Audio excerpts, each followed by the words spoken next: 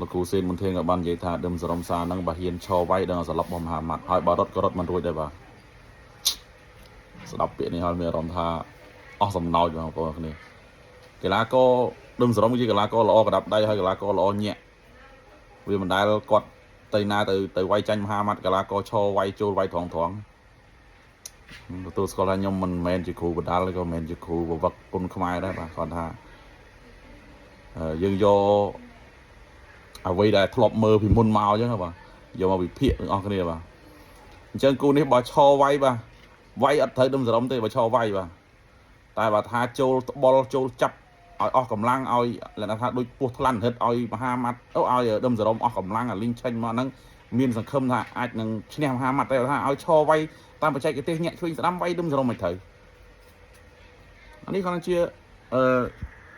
អ្វីដែលខ្ញុំមើលឃើញកន្លងមកបងប្អូនអរគ្នាបាទ